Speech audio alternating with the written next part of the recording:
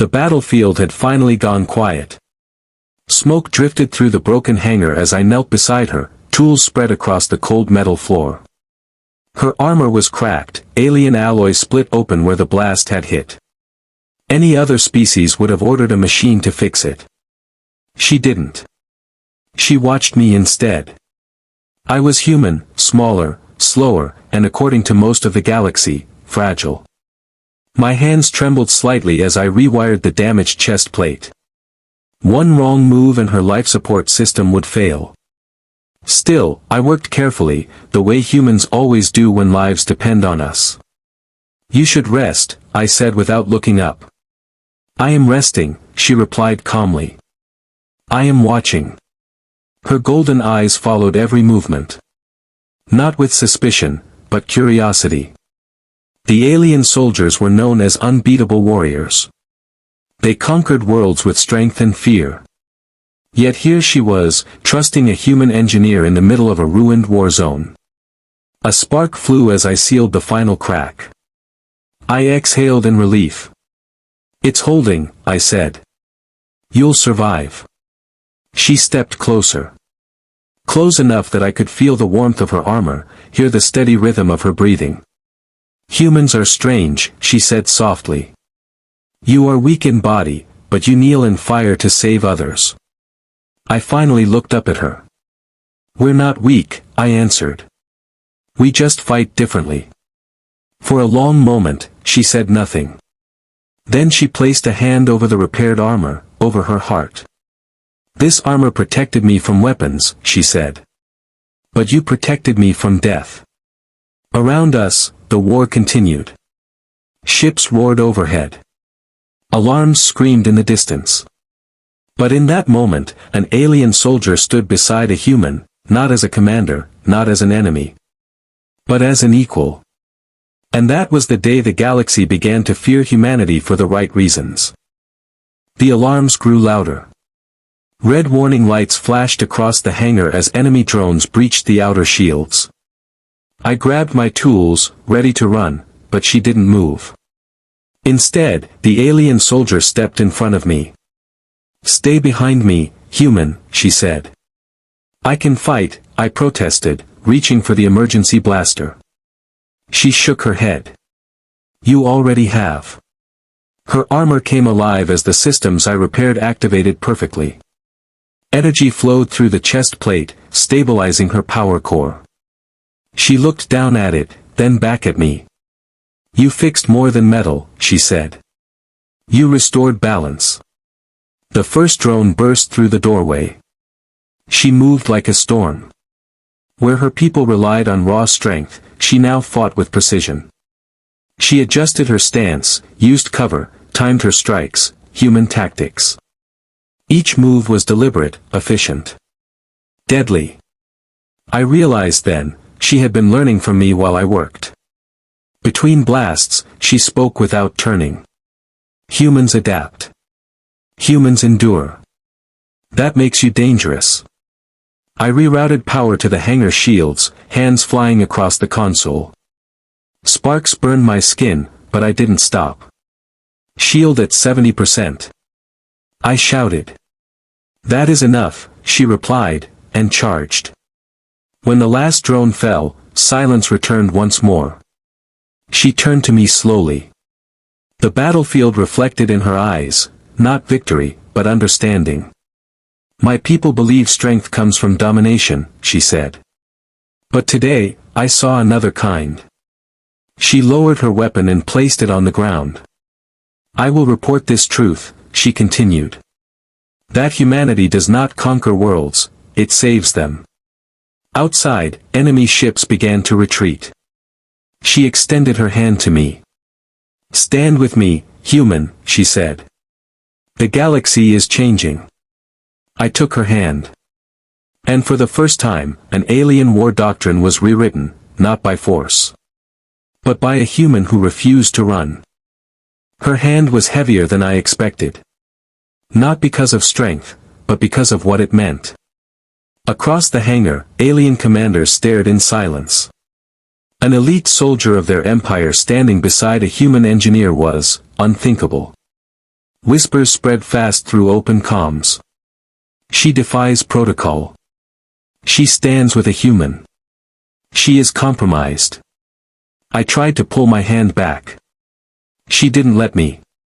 Do not misunderstand, she said calmly, her voice carrying across the chamber. This human is the reason I am alive. A commander stepped forward, armor gleaming. Humans are auxiliaries. Tools. Not equals. I felt every eye on me. I should have stayed quiet. Humans usually do. Instead, I stepped forward. You sent soldiers into a war zone with armor that couldn't adapt, I said.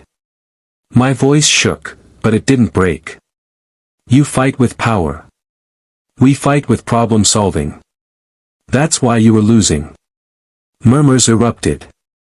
The commander sneered. And what do humans know of war? She answered before I could. They know sacrifice, the alien soldier said. They know standing their ground when retreat is easier. She turned, activating the holoprojector. Battle data filled the air, footage from moments ago. Her movements.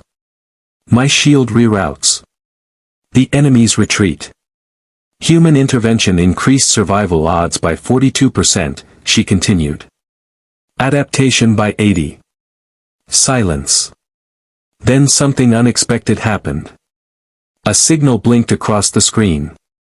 Enemy forces were withdrawing, not from fear of alien weapons, but from fear of human involvement. The commander's expression changed.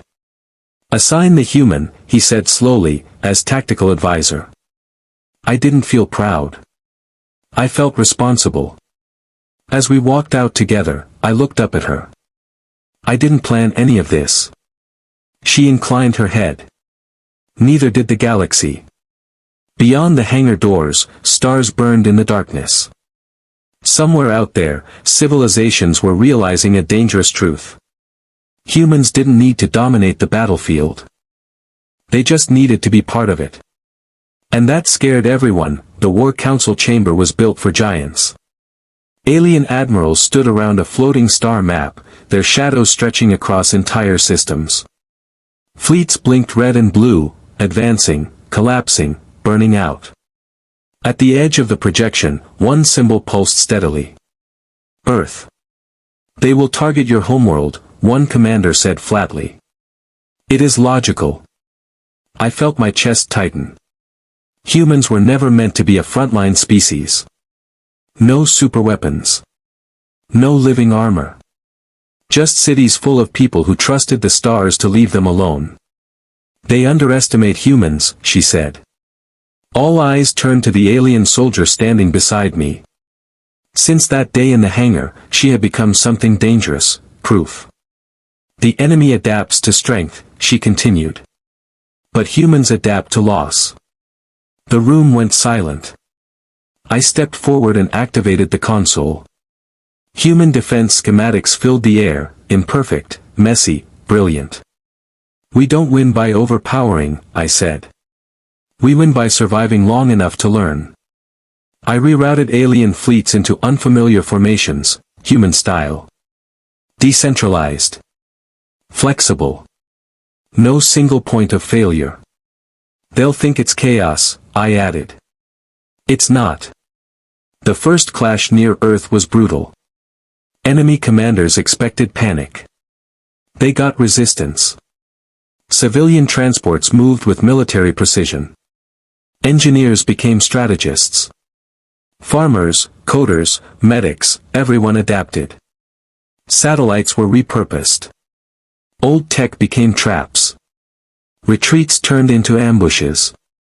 Across the galaxy, something shifted. This shouldn't be possible, an enemy signal broadcasted. They should be broken. She stood beside me as the final enemy fleet pulled back. They do not break, she said quietly. They endure. I looked at the star map again. Earth still glowed. And for the first time in recorded history, alien war doctrines added a new warning classification.